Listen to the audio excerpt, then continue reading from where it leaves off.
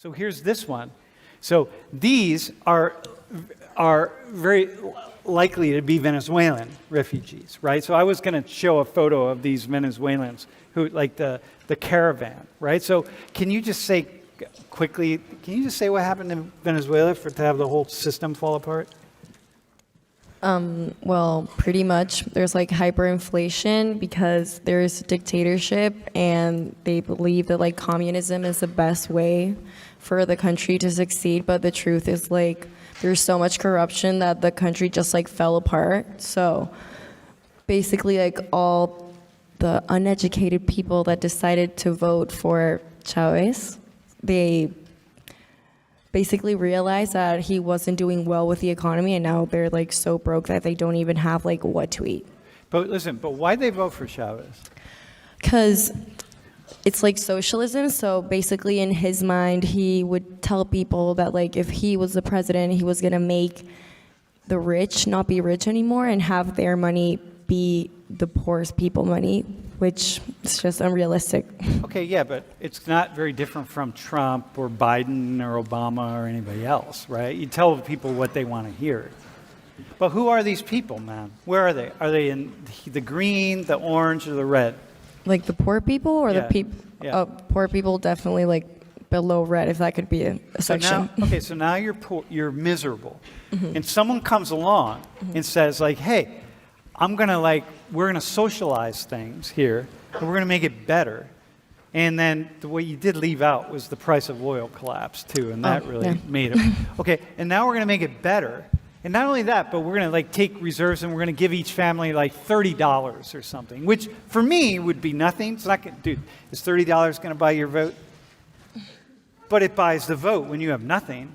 And you realize, okay, this is gonna buy me some food for a week, but you got a week, so Chavez and Maduro and so on, like, okay, yeah, we can do this, right? Can I just say like a small Yeah. comment? There was like even a point where like getting like a tank of gas was like so cheap that you could like pay the person that would like put the gas on your car. Like you could literally give them like a cookie and it would be like more than paying them for the gas. And I was like, oh, I got a full tank of gas for just because a cookie. Because Venezuela is a petroleum producing country, right? Petroleum exporting country, okay? So now Venezuela falls apart. It just falls apart. Just like the U.S. can fall apart, just like any nation can fall apart, and countries fall apart all over the world. And we can have some reason, specific reason for it, but the truth is, things fall apart because stuff happens. You know what I mean? Stuff happens. It's like, okay, we get somebody in power who like just drives it into the ground. It's like, okay.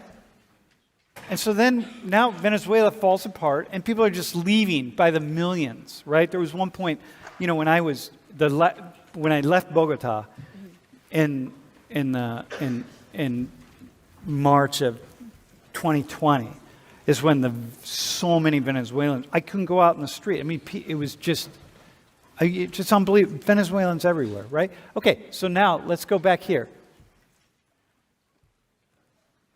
So people are going to come, and people are going to come here, and they're going to come across the border. And we can elect someone into power who says, I'm going to build a wall, and I'm going to keep them out. And you can feel like, yeah, okay, good, do that, and cheer that person on. They're not building a wall, man. I was going to show you a picture of the wall, where the wall stopped, and all the immigrants were just walking around it, because it's going to stop somewhere, y'all. And the other walls that we built to keep them out, those people, and people were just climbing over it. Like, you're going to get around. You're going to make it happen. And if you don't make it, you'll get on boats, and you'll arrive to the U.S. in boats. You're going to get here. Just like you would, bro, you would, I would, we all would.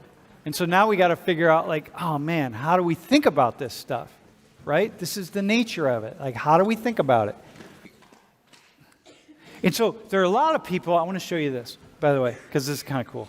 Do you guys know anything about this? Like the buses and the planes of immigrants that Florida and Texas are sending north? Do you know anything about it? So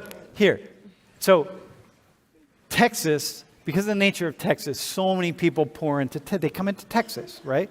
From South America, from Mexico, which is North America, and Central America, Venezuela, and South America, okay? And the governor of Texas says, hey, man, why should we have to pay for this, right? Because the nature of taxes is communities have to pay taxes. And when you pay your federal tax, you have very little say about where that money goes, right? Because it's like, I don't know, it just goes to the government. The state tax, you have a little bit more say. Local county tax, you have a little bit more say. And local tax, presumably, you have more say. And people, when we pay taxes, we want to be able to say, like, where that money is spent. Because there are things that maybe you all want to spend money on, I don't want to spend my tax dollars on. And so, like, we fight over that. That's the nature of taxation. But we have to pay taxes. Because you got to pay for things. Because there are costs. And someone out is shoveling the snow out on Route 80 right now because somebody pays taxes. Otherwise, nobody's going to shovel the snow. You're going to have to pay taxes. Okay? So these governors are saying, hey, listen, man, why should we have to pay for all of this?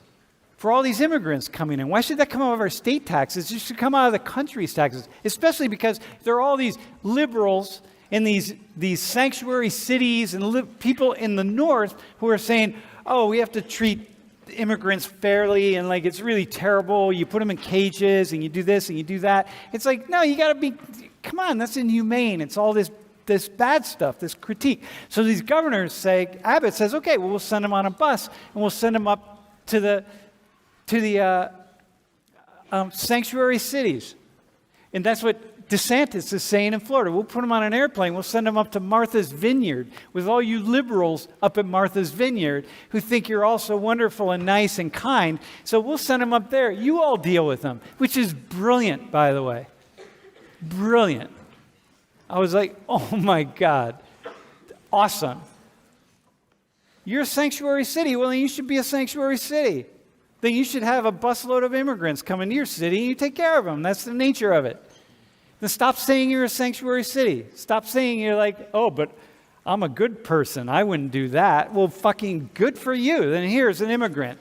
But you build it, let them live in that spare bedroom in your house. Because where that person's coming from, it's one of these people. And they're just trying to survive, y'all, right? That's all they're doing. They're trying to survive. Not like your family. Your family had means. They're trying to survive too, but in a different way, right? Your family had means. So you just need to get out of the mierdero of Venezuela, right? I mean, it's a different thing. So, but nonetheless, right? We need immigrants in the U.S. We do. Because when we've tried to get immigrants out of the U.S., like, we try to arrest them all and send them back to where they came. Every time we do that, it's a mess because the owners, people who employ immigrants, whether they're on farms or factories or meat production warehouses, they're all saying, like, you can't do that. Like, we employ these, we need these people. We got to fill the jobs. And so we do. That's just part of the reality that we deal with. So, like, Alabama tried it, and they lost, just in the poultry sector, 60,000 people just left Alabama, and the whole sector collapsed.